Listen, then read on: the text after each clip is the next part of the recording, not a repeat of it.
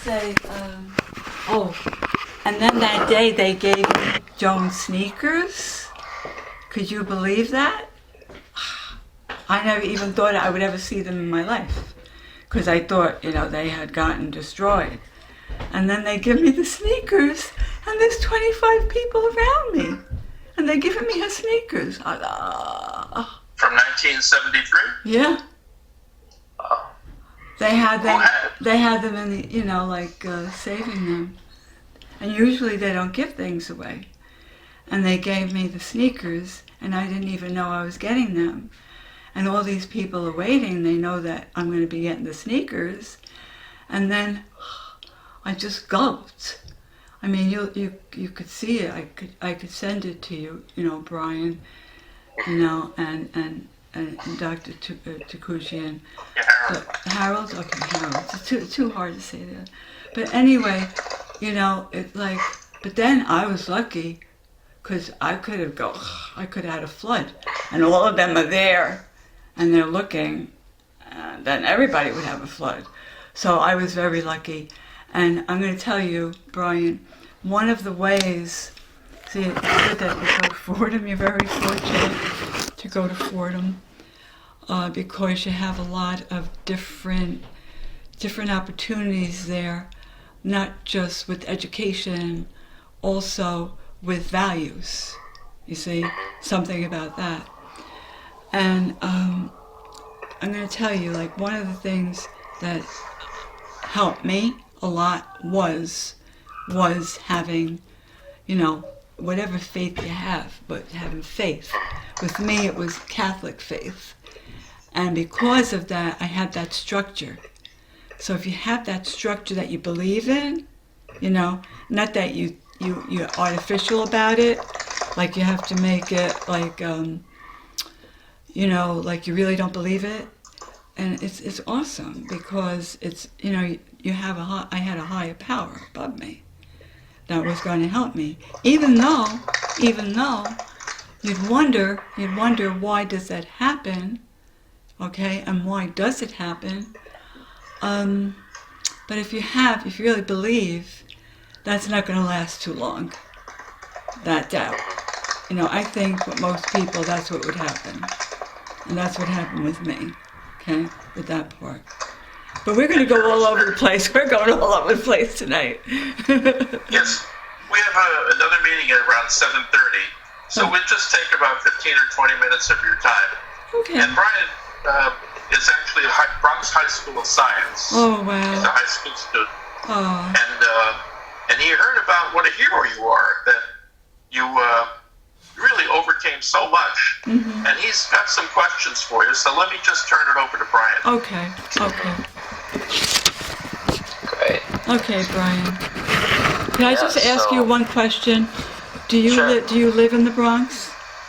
No, I live in Queens, actually. Okay, because I lived in the Bronx on Burke Avenue, so I was just wondering, okay. All right, so yes, Brian. Yeah, again, thank you so much for your time and coming to meet with us this evening. Mm-hmm. And as Dr. Takujian said, I do have a few questions. Hearing your story was so inspiring. Mm-hmm. And you're just an exemplar of this term called homicide activism. And a brief definition of that term is the redirection of a survivor's anguish and rage into a positive energy intended to create beneficial social change and give some meaning to a seemingly meaningless death. So again, I believe you are a true exemplar of that term, seeing what you've done, turning that such a difficult, dramatic situation into a wonderful blossom of positive change and meaningful, tangible change is again super inspiring. And that's called homicide activism. That's called. I see. Yeah, I never heard that. You recognize that lady, Rosemarie? Questions for you. And sorry to cut you off. I'm looking at. That's the person. Wait, is that the person? Oh gosh, she wrote the book about standing up, the bystander effect. No, that's not her. Candy Lightner. Does that sound familiar? I've heard of her through you. That's Candy? Oh, okay. And where did Well, she... Brian can explain what it is, right? Okay. Yeah. So, again, homicide activism, the redirection of anguish into positive energy. And yeah, Candy Liner was another exemplar of this. And I could just actually just jump into the questions right now. Okay. Yeah. Okay. Just a very introductory question into all of this. How did you feel in the moment you learned about your loss? How did you feel in the short term as compared to the long term? You know, sometime after you learned about what happened. Well, Take it down, Brian.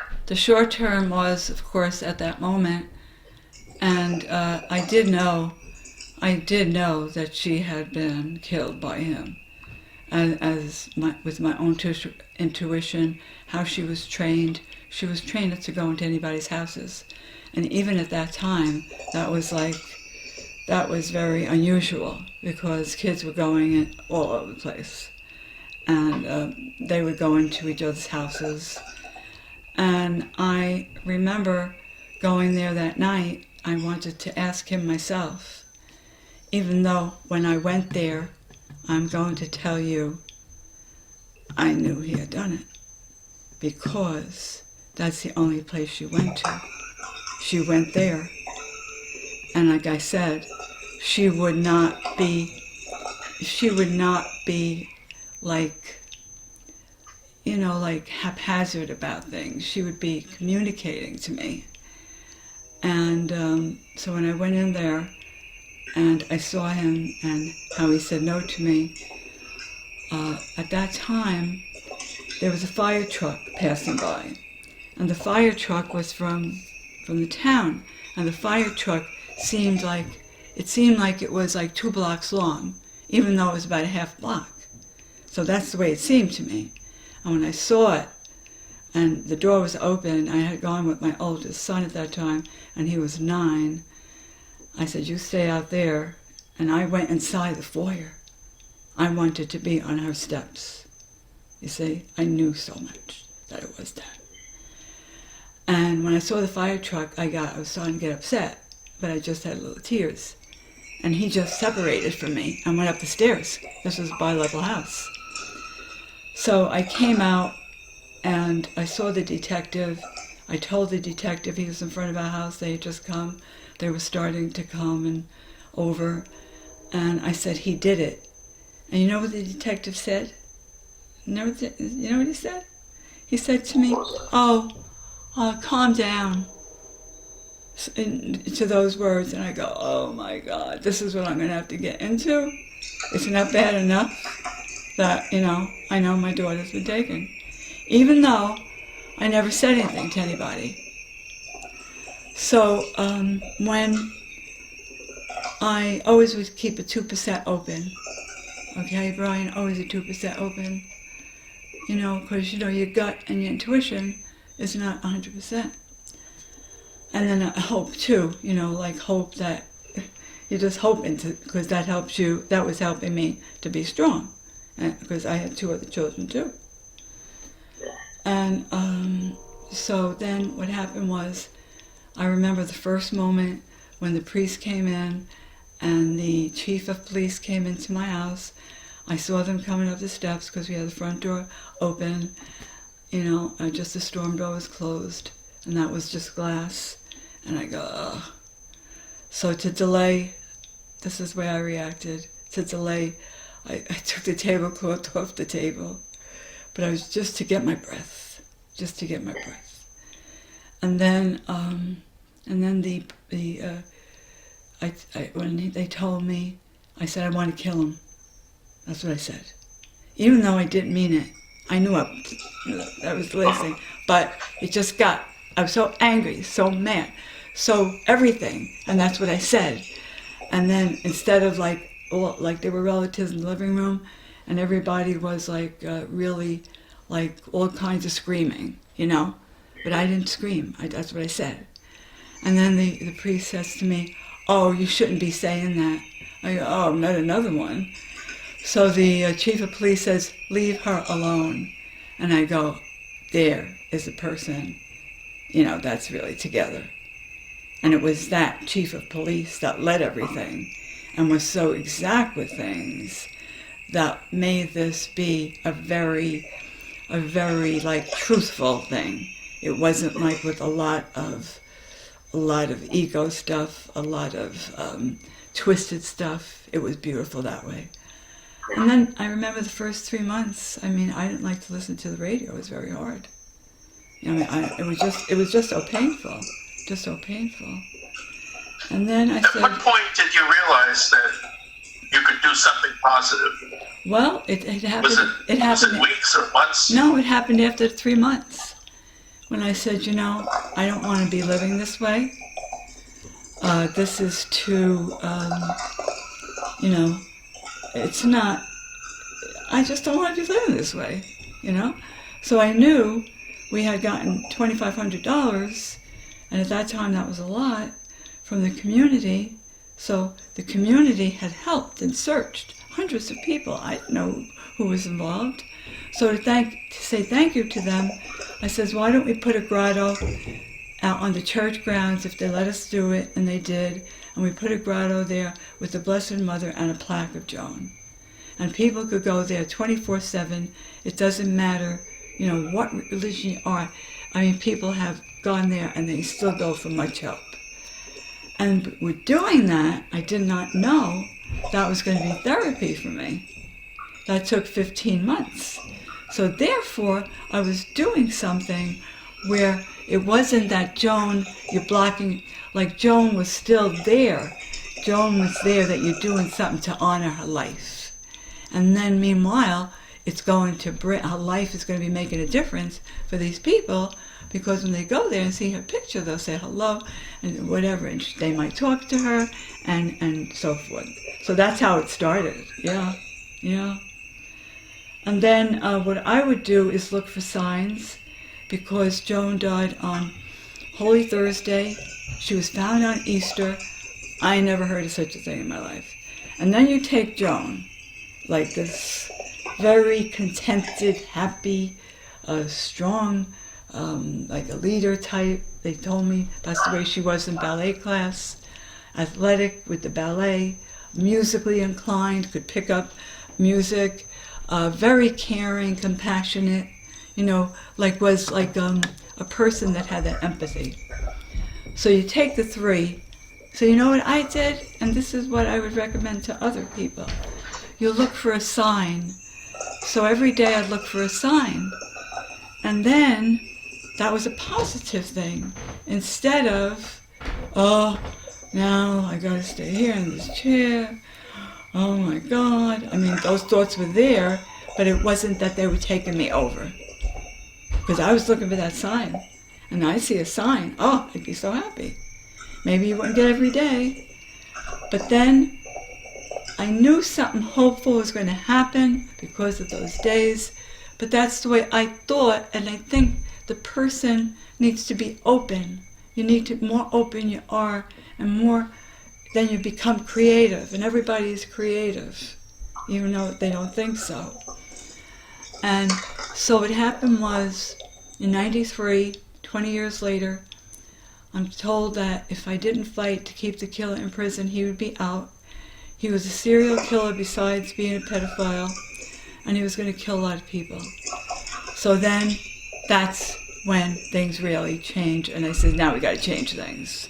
First we got to fight, we got to get so many people, and then I started going for laws to change things. Yeah. You're one person, how could you do it? Okay, how did I do it? It was always like, never say me. I'm talking about now as a head, like just the experiences of getting there. With the movement, it was grassroots, and it was everybody's part was important. Every single part, even a signature, very important. A letter, oh my gosh. Putting green ribbons on your tree, oh my gosh. So every single person that did something, which was thousands of people, they made it happen. Because I couldn't do their part. Even if it was an hour, I couldn't do their part because I'm just one person. But I kind of, I don't know if it's called led. I just guided it. I had this goal, and whatever way to get the goal in a way where, we're going to think, oh, and you know what, Harold, you know what, Brian, really, my head thinks of a general picture, the bigger picture. It starts with you, but it's bigger than you, and it's big picture, and it's all society, but it's local first your family, friends, then it gets bigger and bigger, okay? And now, different things are happening. If you go on jonesjoy.org, you could check out on how to get to the Fox Nation. You could see, they talk about Jones Law a lot there. And you could see, different ways I speak and stuff like that to people. Now, the people are saying to me, I want to hear you talk. And then I'm going to tell you, when I talk, I'm very fortunate, thank God. What I do, I feel comfortable with it because I have a presence and I have the confidence, but God helps me with this so much, to be humble. And humble doesn't mean that you be, you're going, like that. No. It means that you see, everything, and you unite, and you're thankful for that one, and you're so happy when, you do something. But Brian, it's hard. It's hard. As you know, at school, to get where you are, it's hard. As you know, Harold, with all you never stop doing, to do the best thing is hard, right? Yeah, but it's amazing. Amazing. Mm. Brian, do you want to ask Rosemarie about the manual concept? Yeah. So thank you for that incredible answer. Okay. That really provided a lot of wonderful insight. Okay. Me and Dr. Takujan were actually considering the prospect of having sort of like a guide manual for people who go through their own losses, sort of like advising them on what steps they could take, how they could be a homicide activist. Do you happen to have any thoughts on something like that? Like, what would you want to see in something like that? And early on, like after hearing about your loss, do you think like a guide manual would be helpful for you? Well, I think the guide manual would be good because references would be very important. Who do you go to for social services? Who do you go to for like a group for grieving, especially in homicide cases? I think I could see that would have been very helpful there that way. I think that just putting it together makes one understand that they're understanding about homicide victims. Okay, homicide. Now, homicide activism, it's going to be on that. With homicide activism, I think that, I don't know like what your ideas are, but like I know that Harold had a list of about 30 people that did very good things, like, to change things. Maybe you could get like a quote from each of them. What drove them? What drove them? And you will see 30 different ideas, even though it's the same subject, but always with a positive goal, positive goal. I know that you'd have to do a lot of, a lot of research. I mean, my research, whatever we have, would be open to you. I would think even some pictures in it. Some pictures. And pictures like that are about life, So maybe, like, say,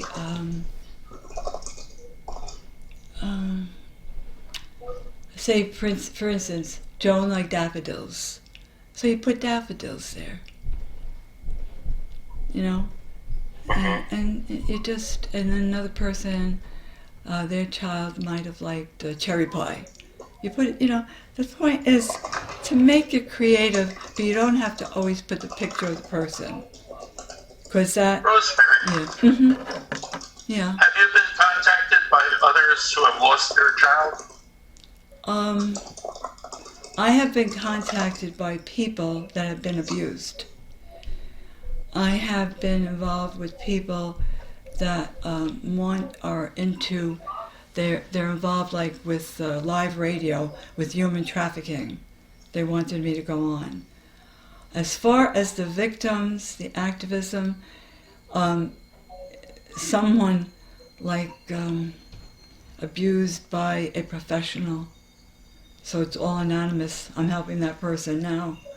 And that's pretty tricky to get that person to see what that does. But that's not an activist. Let's see.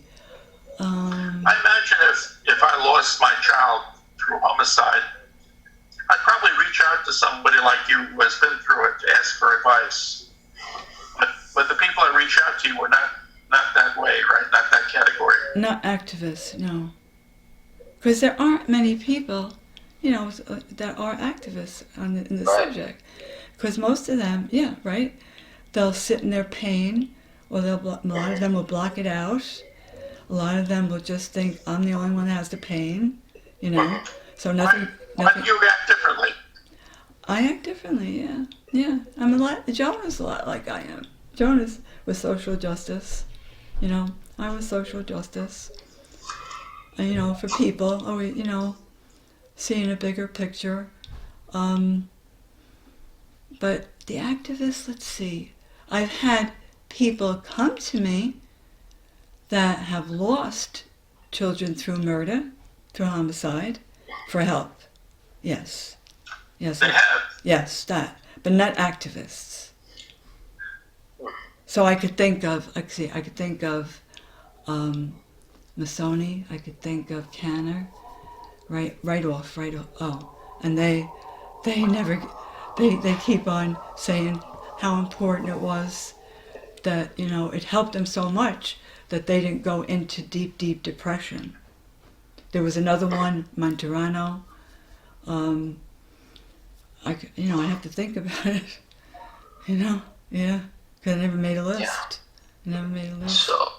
So you found like the activism aspect as therapeutic for you in your situation? Yeah, but even though I wasn't thinking of it as that therapeutic at that time, but then I saw that it was therapeutic, I just thought things had to be changed, because if we had a Jones Law, my family and community would not have to go through what we went through. And nobody was changing anything. And they weren't going to change things now either. So I says, we have to change things. And then I didn't know about retroactive. I wasn't even thinking of that. But it wasn't retroactive, Yeah. So now we're still going for another law in New York State. And that one is to get the all minors, so under 18, because we have it for under 14. So now we're going for it. In January we start again. There's resistance. Is there resistance? Oh, there'll be resistance. This is New York State. Yeah. There will be. But guess what? We have a very good senator sponsor, and we if we work all together, they're doing a lot. These and the assembly person, Yeah. But we have to get through to the people, that are very progressive. You're involved in politics now, but you weren't before, right? I never was involved in politics, and still am not. I'm a Republican, I'm a Democrat, I'm moderate. I go by the person, never been political. And that you have to be careful of, too, because sometimes they could come to you and want to use you to make it political, I didn't worry about So, that. I was also curious to ask, like, for the other people that reached out to you who may have lost their children to murder, do you think if they went down the road of activism, it would also be therapeutic for them? And how would you guide them into that pathway of pursuing activism? Well, I remember, when I worked with them, I was saying one of the ways that could help you is by doing something in the name of your daughter that's going to help other people. And I said, if you need help with that, I could help you. Okay? But they were so distressed that they just couldn't go there, or they thought they couldn't do it, But what they did accomplish was that they became, they would start a scholarship, have a scholarship for kids at the college that their daughter went to, for instance. They would say they wouldn't be as it's so important for them to have to be talking to me, or to be talking to an activist or someone that they know that is maybe on a different level with it, and they knew that. See, the important thing is the activist has to give them that time to listen and not really talk about their things too much, even if they're too busy or tired, because then they're going to stop. So that's what I had to do. But I saw them progress, and they got stronger. And they donate now to Joan that $25, which means a lot. And another one, she had a PhD in literature, and so distressed and everything. And you could tell, the activism gives them strength. I gave them strength, a lot of strength. So what I would like to do, and I love it, when I go, I talk to a big group of people, because that's when you could reach each one, and a lot of people, and I'm talking to each one, each person. But what you're doing now, you're asking questions that, I never thought of questions like that. So I'm learning from you. And this is fantastic. I love it. Your logic, Yeah. And you could always, I don't know, what your goal is. I don't know, are you going into social work? Are you going into law? Are you going into both? Are you going into trying to change things? I'll be there with you. Thank you so much. Wow. Yeah, that's very touching. I'm glad to hear that. Mm-hmm. I was able to bring a different perspective to things. Yes, Yeah. With your questions. Yes. Yeah. And Harold is always, he looks at it always from the sense, caring for the people. Yes. Caring for the people. Yes. Well, I'm glad my wife told me about you, Rosemarie. I didn't find your name in the public records. She said you should speak with Rosemarie, and here we are. Right, really? I don't know. Public records, I don't know, but... Well, she has a good memory from the 1980s. Wow. Yeah. Wow. But of course, Yeah. your tragedy was 7 years before Candy Lightner. I see. When she started Mothers Against Drunk Driving, that was 1980. Oh. So, the only... You know what? On Fox Nation, they're having episodes now, Crimes That Change America. So Joan's story is in there. They have Candy Lightner. Now I know what that face was. They had her in that. So you've seen the show already? Yes. Yeah, well, I saw it when he first came on. But you could see it any time. Very So if you go on that, Brian, you'll see the way she was, very much the activist, very strong. Each of us has a different way, Yeah. She was like more, her leadership was more like, I don't know if you say authoritative, but it had that kind of thing into it, that kind of, you'll see. Yeah. Yeah, no. Yeah. That's Nancy Grace. Nancy Grace? I never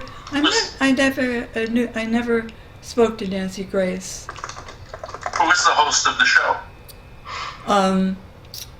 Let's see, who's the host of the show? It was, this lady about in her early 40s, and I forget her name. Her last name's Italian, and very, nice looking, and very good with it. But she was the host. Maybe Martinelli, but I'm making it up. No, but Margeromo? No. But you probably know her. If you're into Fox News, you probably know her. Well, I should see it. You're right. You could see that. And then, who else was, what did I want to tell you that was important? Oh, on the 18th, on wandradio.com, I will be on with Andy Consovoy, who was the retired parole chief of New Jersey in the 90s. He was a parole board chief, and then he retired. And he'll tell you, he's going to talk, at this time he'll be talking about child safety. And he's doing a lot of research. November 18th, very good. Number 8. So November 18th, I don't have your email, Brian. Oh, yes, I do. You sent it to me. I'll send it to you, So it's Wand Radio. Now, we just had one. She had one about 2 weeks ago, and that one really talked about a lot about Joan's case and what you had to do. Oh my God, I was learning things I didn't know in order for it to go ahead and not be taken over by these appeals and stuff. But I think maybe you could see it. Maybe I could get it for you. Maybe my son John can get it for you. The last one. Oh. I'll get it for you. Yeah. I'll send it to you, Harold, Yeah. Thank you, Rosemary. Okay. You can make a Can I have meeting. your address? Make a meeting. 45 Florence Street. Yeah, 45 Florence Street, yeah. Okay, good. You can make a meeting another time, if you want to make another, a half hour up, whatever. We could do the same thing. Because tonight, you have another meeting. Well, we appreciate it. Anything to add, Brian? Yeah, I actually have one conclusory question to ask. You did mention that if we were to make a guide manual, it would be a pretty nice idea to have a quote from each person on Dr. Dekujian's list.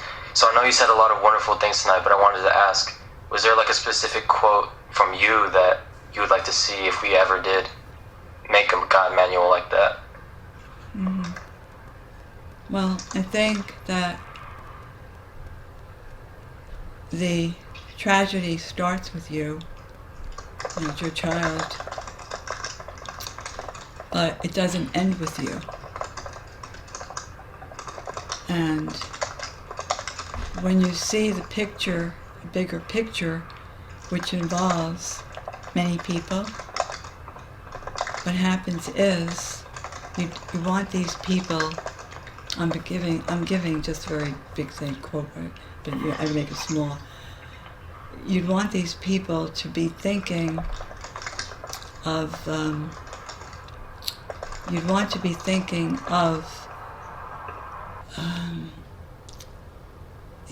the people. How we're going to make it safer for them, so they don't have to go through what John did. So really, what it is, I would say, it starts with you, but it's a bigger picture, and that's what made me, really get into the activism, because I saw that.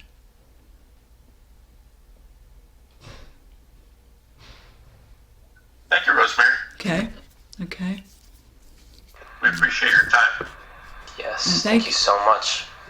And thank you too, you know? It's wonderful to be with you tonight. And We'll be sending you a thank you letter. good luck, okay? Okay, bye. Thank God you. bless. Okay, goodbye, Have a my great night. friends. Goodbye. Bye. Goodbye.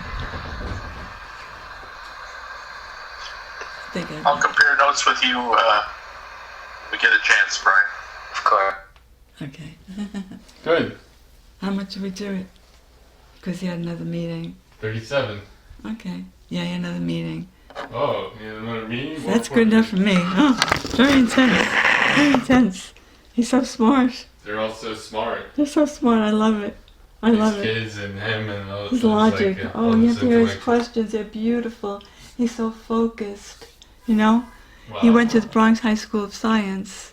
He's from Queens. Queens. Mm-hmm. Oh, God. People are saying, how are you getting younger? See, you knew it. They would compliment your looks also. Oh, God. I knew it. By being stiff that I can't walk right. Oh, I'm so glad you taped it because there's so much to it. Oh my gosh, it's so important what's being said. You know? Very good. And they're talking about Leitner. I says, well, they have her story too in the Fox Nation. Oh, see? So now he's really going to look at it, Yeah, he's got to get that free trial. you know? And I couldn't remember the name of the host, so I was a little dum-dum there. I was trying to yell something, but I didn't think of it either. I couldn't think of it. Caponio. Ah, you got it. I don't know. No, it's not that. But I don't remember. Let's get it, please. Who's the host? Oh, God. They ask you these intelligent questions. You know, these educated questions, and I'm all there. Ooh. Mm. Oh. Half hour was good for me. I don't know how to make these things easier on me. Huh, you know? I'm sweating, everything. I don't know how to make them easier. You know? I'm gonna go outside, okay, and get some air for breathing. Alright? Yeah. I gotta just do vitamin C. Emily Campagno. Okay, write that down for me, John. Campagno. I don't know how to say it. Okay? Just write it down for me.